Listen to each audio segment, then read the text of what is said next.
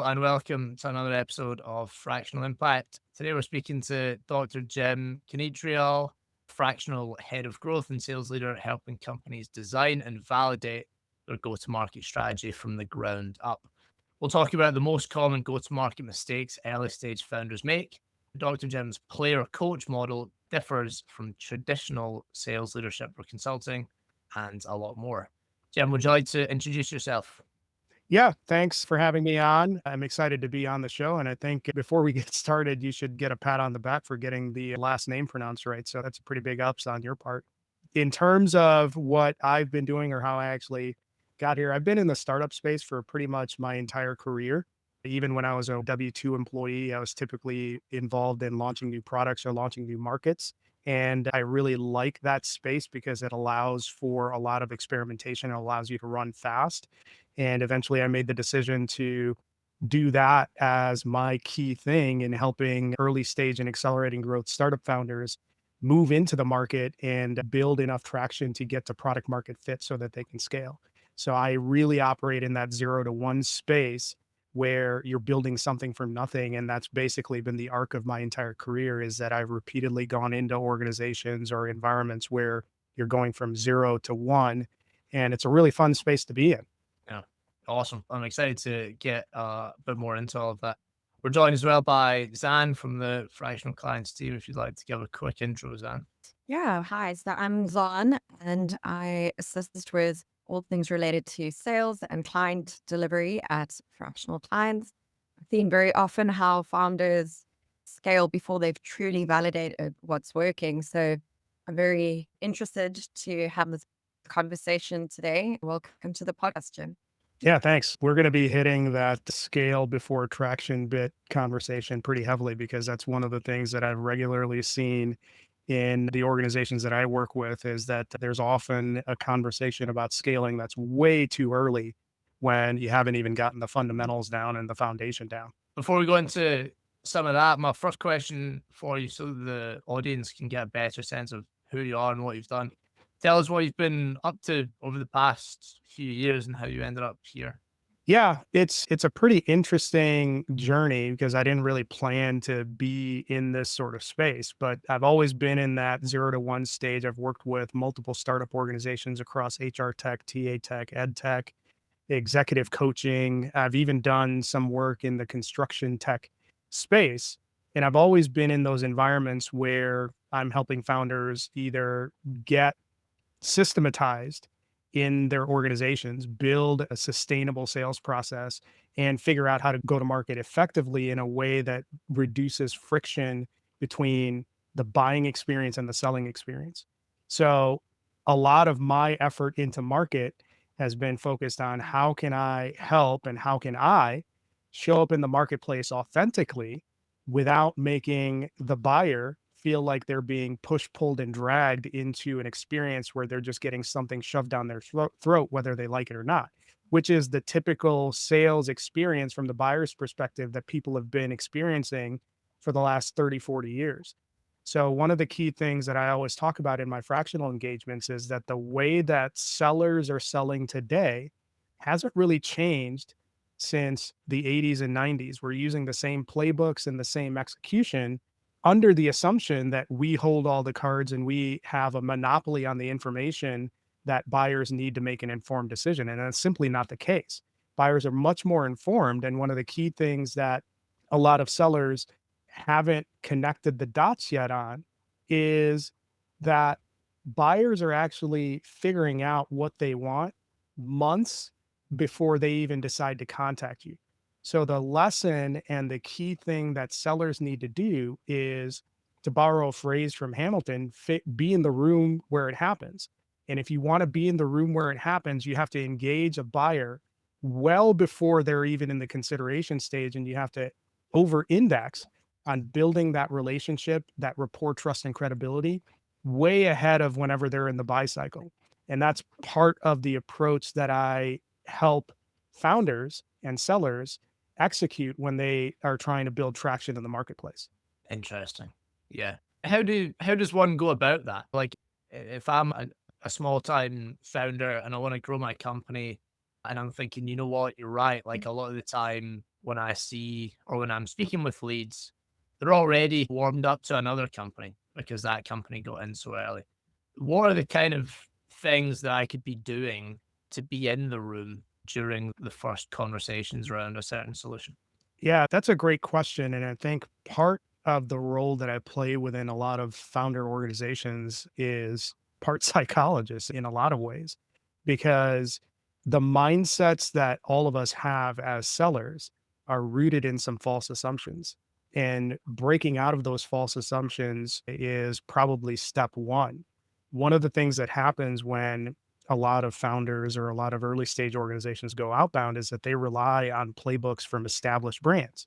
And the mistake in that is that those established brands have built their playbooks based on lessons learned from their early stage of growth.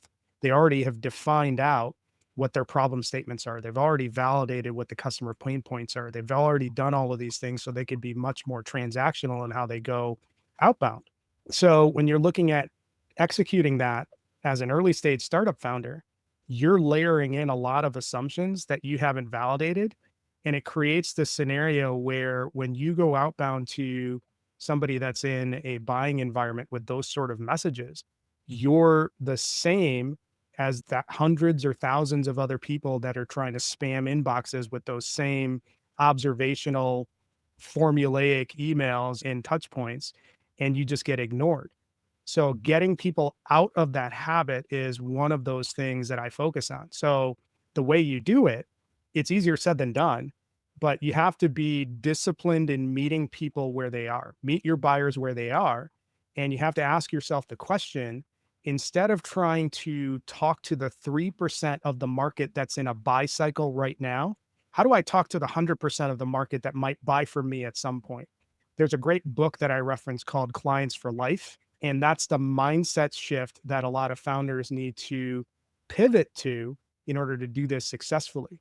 And the way you do it is you have that mindset shift, you operate from a position of curiosity, you operate from a position of learning, and you give every seller or every buyer an experience with you that keeps them coming back and allows you to tap them when you need additional information and you want to advance the relationship. But that only happens if you're operating from a position of curiosity and you're very disciplined about meeting people where they are. So the key lesson is you have to slow down to speed up. And that's really difficult to do as a startup founder because the number one responsibility of a startup is what? It's drive revenue. And if that's all you're focused on, you're going to approach the market in a very transactional way, which means you shut off 99% of your market from wanting to actually talk to you. My assumption would be that a lot of founders struggle to do that because it's such a long term thing. And yes, it's probably the best way to do it over the long term, but we don't work that way. We want the result now. I can see why most companies don't do it that way, even though they should. Have you ever heard the story of I can't remember his name, but he was a car salesman in Texas or something in maybe the 80s or 90s. And he won the Guinness World Record or something for the most cars sold. And he was basically the best car salesman around. And he said that his secret was when someone walked into the showroom, he was trying to make sure that they buy their next car from him. So he wasn't trying to sell them the best thing or the most expensive thing. He was thinking, I want to be the guy that in 3 or 4 years from now, when they want a new car, or their wife wants a car, or whoever it may be, they refer or they come back to me. And so it meant for the first 3 or 4 years of his work, he was totally average. But then it just totally compounded after that, which is what you're saying there. Yeah, I haven't heard that story, but it's interesting that you mentioned the car sales context because early in my career, I actually sold cars, and that was very similar to my mindset. The objective for me whenever I was dealing with a customer was not to sell whatever I had possible in there. It was to actually arm them with the information that they needed to make an informed decision. And I was okay, even if that meant that the decision meant that they would go somewhere else, because I know that by giving them an experience that they would do exactly that. They would come get the next car or refer their friends because it's a different experience than what typically happens at a dealership. But that's actually an important lesson that you mentioned, Stuart, is the whole concept of what you're describing is giving every person that you interact with, whether it's a commercial relationship or a non-commercial relationship, an experience. People won't remember what you say or what you do, but they'll always remember how you make them feel. And that's the other part of what I help founders execute is giving their potential buyers an experience that they will remember. And it helps you as the founder build rapport, trust, and credibility in the eyes of that buyer. And that buyer feels a level of safety with you that they're going to come to you as a trusted advisor. Now, we all talk about as sellers, the ideal goal for all of us is to be that trusted advisor in the minds of our customers or in the experience in the worlds of our customers. But think about how we actually behave in the marketplace. The way we behave isn't set up under normal circumstances for us to be that trusted advisor. That's why your emails get ignored. That's why nobody takes your phone calls. That's why people ghost you after the first meeting, because the experience that you're giving that person on the other side is the same as every other selling experience that they've encountered. It's somebody that's talking at them and not spending enough time in listening to what they're saying and being obsessed about their world and their problems.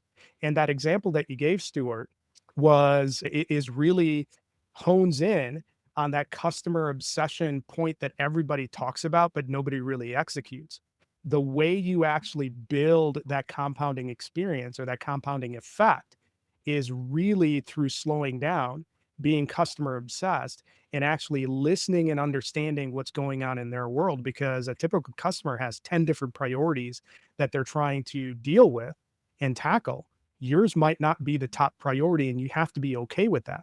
But what happens when most sellers go to market? Most sellers think that the problem that they solve for is the critical problem that every customer is obsessed with, and they have to solve it now, when that's simply not the case. And you end up giving every person that you deal with a cookie cutter transactional experience. What do you think most early stage founders get wrong when it comes to their go to market strategy?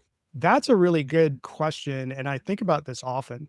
And when I think about it, there's a lot of different ways that you can answer it.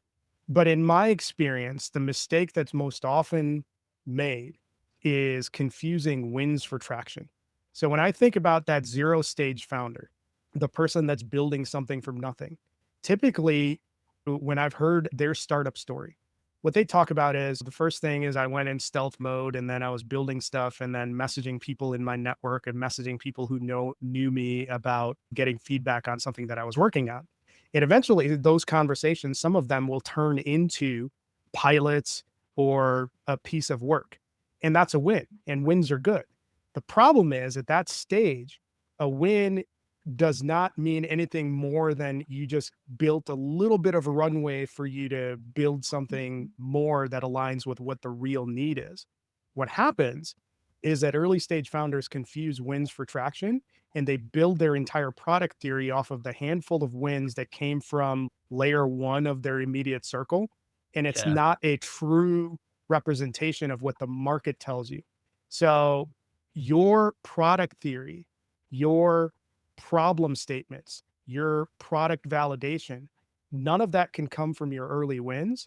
Your early wins just provide you a little bit of a springboard for you to go ahead and pursue those people who don't know you and who are willing to give you the hard feedback that you need to take your product to the next level. So if I'm picking across a number of different mistakes that can be made at that early stage, that's probably the central one that takes people all the way down the wrong path because their product theory is built in a vacuum and it's validated by people who aren't willing to tell them the hard truth. Yeah. Yeah. That's so true. I think sometimes people get traction or wins with people they already directly know, where they already have the sort of know and trust that people talk about that you need to make the sale. And then so they think that when they start doing business development or marketing outside of that bubble, it's going to be anywhere close to that easy. And it's not, because the people that already know and trust you are just in a totally different world and state of mind to those that have never heard of you. Yeah. Yeah. The way that I describe it is, and I'm a founder as well, so I can relate to this. Every founder out there has built whatever they've built, and they think it's the greatest thing since sliced bread. And your immediate circle around you probably gets excited by your excitement, and they don't want to burst your bubble. What Yeah. you need to do as a founder is to go find the people that are going to tell you that your baby's ugly, because Yeah. that's actually how you get traction. You need to find people who don't know you, give them an experience, create an environment for them to be psychologically safe to tell you that you're full of crap, and then take that information and ask them, okay, what would make this better? Because those are the people that are willing to tell you that your baby's ugly are also going to be the ones that are willing to tell you what you need to do to make this better so it's relevant to their circumstances.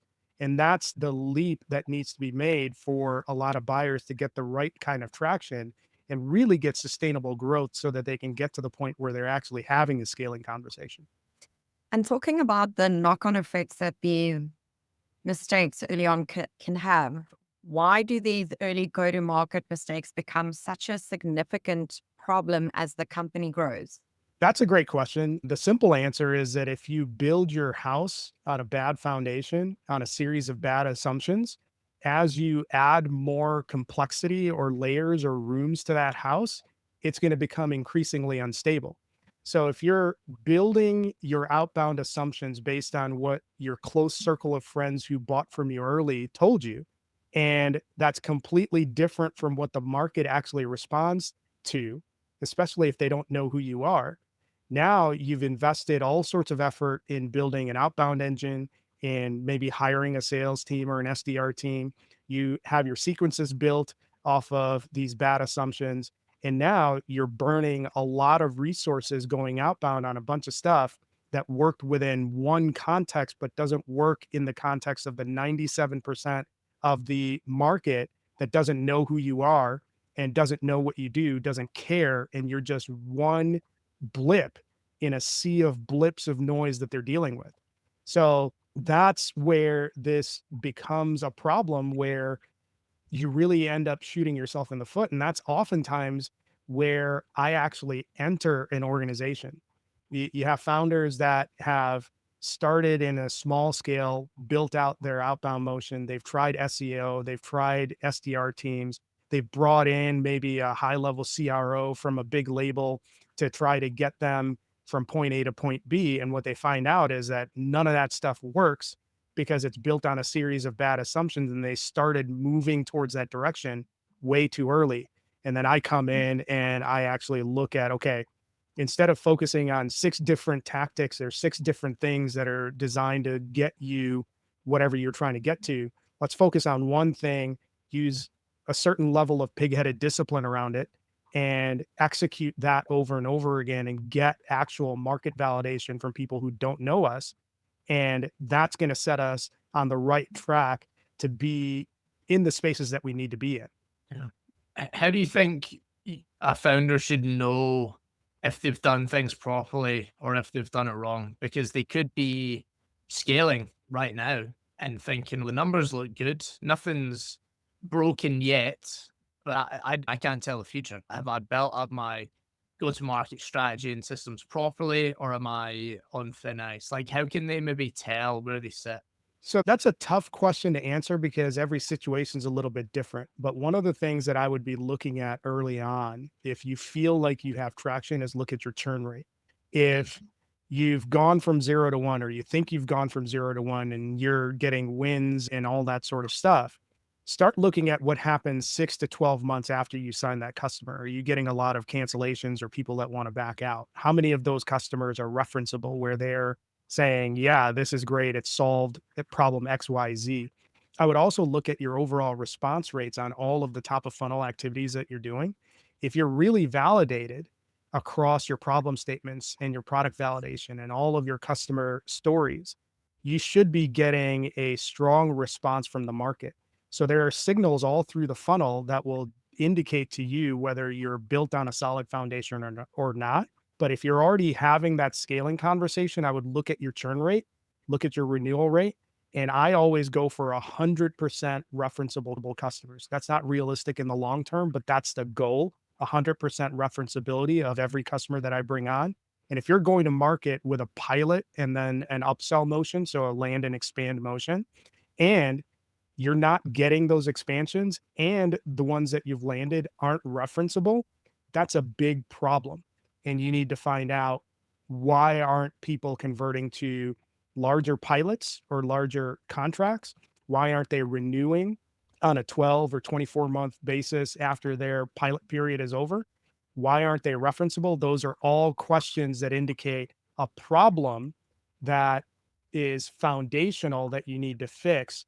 And you can do that on the fly, but that's really one of the key things that you need to do. And I think when I look at those things that pop up, probably the reason why they pop up is that you haven't done enough of a win analysis. Why did somebody decide to do business with us? That's probably, other than a loss analysis, a win analysis is probably one of the most critical steps that you can take to figure out, why did somebody buy from us? What was happening behind the scenes? And when you don't have those questions answered, and when you don't take the time to do that step, you miss a lot of stuff that happens on the back end. And that leads to the churn and non-renewals that you will typically get if you've screwed stuff up at those various stages of that customer lifecycle journey. This can really also have an effect on the customer experience. So how do these missteps also ultimately impact the customer experience in the buying journey? So the customer experience question is an interesting one. And it's interesting because everybody likes to think from the seller side that we give great experiences to our customers. And when and actually Dentsu, which is a marketing company, they had the Superpowers Index report that came out for 2025. And I remember reading this at the end of last year. And one of the things that they noted, it was one of the largest surveys of B2B customers. And one of the things that I noticed when I was reading that report is that I think somewhere in the neighborhood of 60% of customers feel like sellers and vendors don't really take into consideration what their real problem is or what their real problems are. And when you think about a customer experience perspective, there are different ways that you can create experiences. With what I do, I focus on creating experiences across the entire funnel and integrating that into your selling process. But the key lesson in those experiences is that you're tripling down on taking a listener or learner's posture when you're talking with a customer.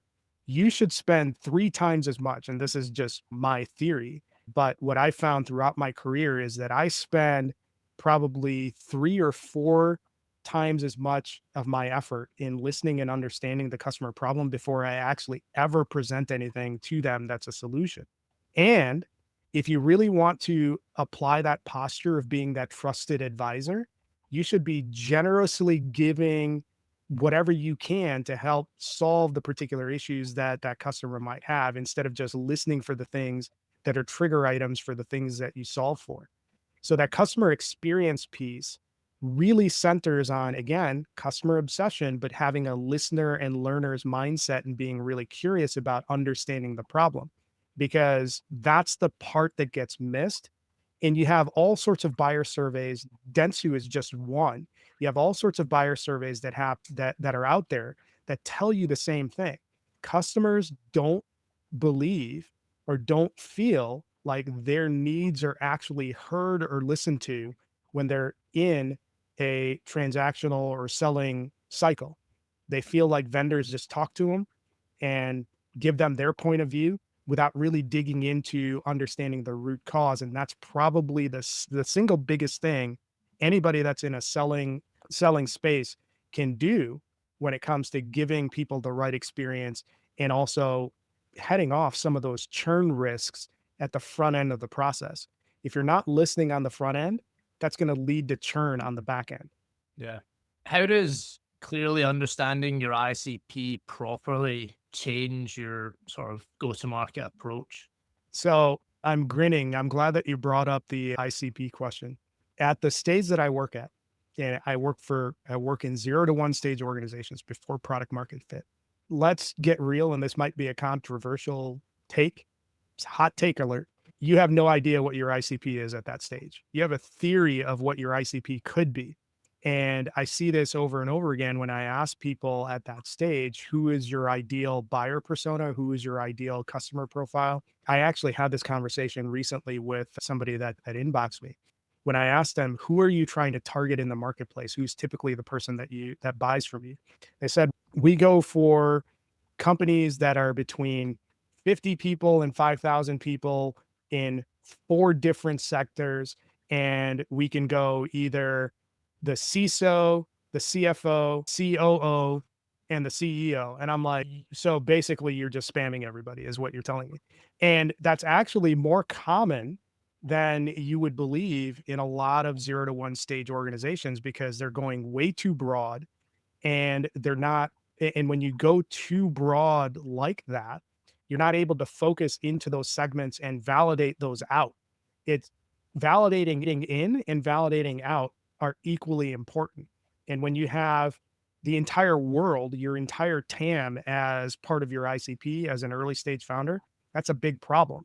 The way that you actually work to figure out what should be your ICP is to start with smaller segments of the marketplace and say, we think that this is our product solves this for this segment and this buyer. So you test those out using 2 to 4 week sprints and getting in front of those potential targets and evaluate how far does that language and messaging go. And when you get in front of those customers, you're not actually getting in front of them to sell them the product. You're actually getting in front of them to validate your theory. So at that 0 to 1 stage before product market fit, all you have are theories. You don't have a clear idea of who your ideal buyer is. You don't have a clear idea of who your ideal market is. You're trying to figure that out and building that on the fly. And that's another key mistake that gets made, is that you start too wide and you're not deliberately testing out the segments that you want to validate to see what is our fit. Where are we getting our biggest response? We let our idea of what our ideal market is cloud what the market tells us, when at that stage we should actually be letting the market tell us where we should belong. So don't get married to your theory, don't get married to your assumptions. Let the market tell you where you should go. And you should be disciplined about testing across segments and across personas, so that way you're getting that validation exercise in. And why, on another note, why is scaling early the wrong conversation for most early stage founders? So it's a good question. I think when you haven't figured out what your outbound messaging is, when you haven't figured out and validated what your value proposition is, when you haven't figured out or validated who your ICP or who your buyer persona or the buying process is, how decisions get made in your organization, you need to get all of that stuff done before you have the scaling conversation. It's fine to build infrastructure in a way that gets you ready to scale, but starting at that 0 to 1 stage and already talking about scaling, I think it's a bit of a mistake. And I blame a lot of the startup magazines and tech magazines for convincing people that everyone's goal as a startup founder is to be the next unicorn. And it's built on that belief that forces people into decisions or paths that they're not ready for. And I'll explain it this way. When I've typically engaged with various startup founders and I ask them about, who are your customer lists? Who are you targeting as your prospects? They'll give me, more often than not, like a who's who of the Fortune 5,000, companies that you've heard of, everybody knows. And they're like, we're going to go get them.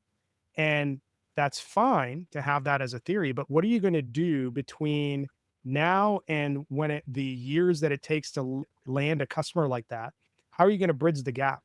What's your strategy when it comes to mid-market and SMB segments, companies nobody's heard of, that's going to tide you over until you land a whale? And that's the problem. Everybody goes whale hunting as a startup when there's a couple of issues. From a buyer perspective, they don't know who you are. They don't care who you are.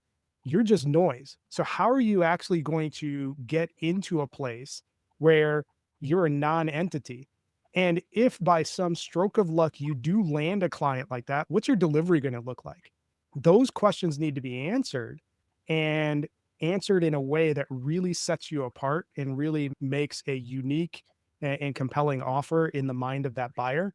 And for the most part, most sellers and most founders aren't able to do that.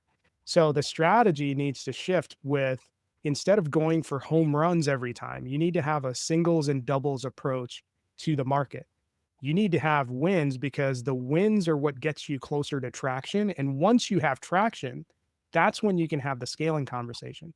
So when you talk about scale early, it's fine from an infrastructure perspective to lay in those things that get you prepared for scale. But if your scaling conversation from day zero is about, I'm going to capture all these whales and we're going to be ready to go unicorn stage and parabolic in terms of our growth cycle, it's way premature, because you have way too many assumptions that haven't been validated yet by the market. So I'm pretty pragmatic when it comes to that. And I also have this conversation with a lot of founders is, what do you want to be when you grow up? Because not everybody is in their business to be a unicorn. Maybe you just want to build a lifestyle brand. Maybe you just want to build a solid business that's bootstrapped and that is growing the right way without investors, and you want to do it on your terms. And those are the types of companies that I want to work for, because the unicorn type companies, they run fast and break things, but they also run fast and don't build things the right way on the back end to sustain it over time. And that leads to a lot of burnout and frustration when things don't go according to plan. Yeah. How does your approach differ from traditional consulting or just hiring a full-time sales leader? So it differs in a couple of different ways. So one, you mentioned this in your intro, I'm a player coach. So I have enough strategy for the size of organization or the stage of organizations that I work with that's going to get you from zero to traction. I'm not the guy that you want in to go from traction to scale, because when things become focused on stay in your lane and become highly, here's your lane, optimize this process, that's not my space. I'm all about that early stage of development for an organization. And at that stage of an organization, the worst thing that you can do is bring in somebody that's like a CRO from insert giant name company here, because they're likely to have never been in an experience where they've built something from nothing. And that's the key qualifier that you need to think about when you're looking to build at that stage of your organization. Who are the people within my ecosystem and within my network and within my world who have done that exact thing, who've taken a no-name company with no customers and no market share and actually built something out of it, who's blazed new trails? And that's what I actually help people do, because that's been my entire career. So when founders are thinking about what they should be doing and how they should be doing it at that stage, that's the profile that you need to find, because you can't have somebody that's a pure strategist, because that's just going to burn a lot of resources for you, because you have to pay for that strategist to come in. And then that strategist is going to have to hire people that are going to need to execute. And that's where I differ, because I have the strategy component and I execute. So it's in effect, like I always talk about, the key thing that I help B2B, early stage B2B founders do is build a unified go-to-market engine that ties in marketing, sales, product, community, and partnerships into a single unified motion into the marketplace. When you think about that, that's 5 different functions in a mature organization that's consolidated into one role within your organization. That's the type of profile that you look for at that stage to help you go from 0 to 1 to growth to traction. And that's where I come in, is that I'm not only putting in that framework from a strategy perspective, I'm building out the playbooks and executing it and iterating it so that by the time that you're ready to scale, you can just hand all that stuff off to the people that need to own that space and take it from where it is to the next level that lets you get to that scaling horizon that you want to get to. So that's where I differ. It's not strategy, it's a deep track record of building something from nothing, but also executing on the stuff. Every single thing that I talk about is stuff that I've done throughout my career and stuff that I've done from a fractional perspective that's actually helped real organizations get to that point where they can pivot into that scaling conversation. Jim, I love that. That's really impressive. And talking about one of your success stories, could you share an example where fixing the fundamentals led to a significant improvement in pipeline or growth? Yeah, there's a couple of those, but I think the one that I'll mention is an HR tech company. So they had an established content piece that they were executing somewhat regularly before I came in. And the problem that they had with that piece of content, it was really solid content, was that they would do the thing and it would never convert to anything down funnel. There was no way to springboard this into a different conversation. So one of the first things that I did with that organization was I actually did a full out content audit.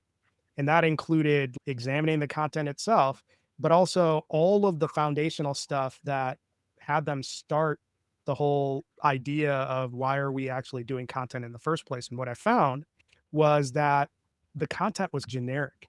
It didn't speak to anybody in particular. It wasn't focused on a particular problem set, and it wasn't focused on validating several problems that might exist within their product theory that they needed to get validated. They were also didn't have the right strategy when it came to who do you want to have on the show. So everything in terms of what they wanted to do from a content perspective wasn't converting into pipeline. So once I did the content audit and then I implemented, we shifted everything to have a particular focus.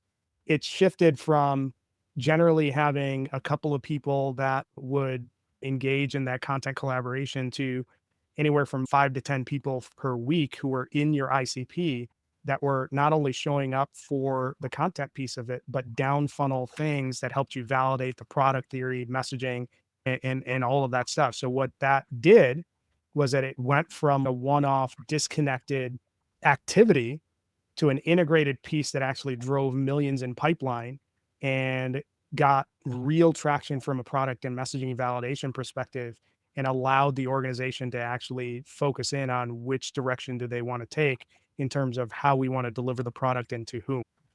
Awesome. Yeah, really insightful stuff. For anyone that's looking to get in touch with you, how are they best to do that? Obviously, LinkedIn is a good place, but if you want to get up to speed on like more than just this hour conversation, you can go to my Substack. I write about leadership and startup and founder journeys all the time there. You can also go to my YouTube page, which I just started up, which has weekly episodes that are anywhere from 10 to 20 minutes long on different elements of that startup journey and GTM. And that can be found on Before Product Market Fit. So between LinkedIn, Substack, and YouTube, you'll get a full view of my point of view. And the key thing is that I'm not going to be the choice for everybody. I have a particular point of view, and I believe in sort of single minded focus on a few things versus trying 10 things all at once, because it's that level of focus that gets you to traction. And you have to be in that space where you want somebody to execute alongside of you. So if you're looking for a strategist, I'm not going to be that person because I hate operating in pure strategy, because you can have the best strategy in the world. And once it hits the market and you get punched in the face and your strategy ends up crumbling, that's when you actually learn stuff. So I'm animated or wired in a way where there's a strong bias for action. But if you want to get a full understanding of what my perspective is, Substack's a great place. Before Product Market Fit, the YouTube channel is a great place. I write about this stuff regularly on LinkedIn. And if you have questions, happy to hop on a call and just chat through and workshop some solutions that you can try and then go from there. Awesome. Fantastic. Thanks so much for joining us today, Jim. Much appreciated. Yeah, thanks for having me. Great conversation. And if anybody has questions or whatever, you know how to get a hold of me. Awesome. And for anyone in the audience that's made it this far, thanks so much for tuning in, and we'll see you in the next episode of Fractional Impacts.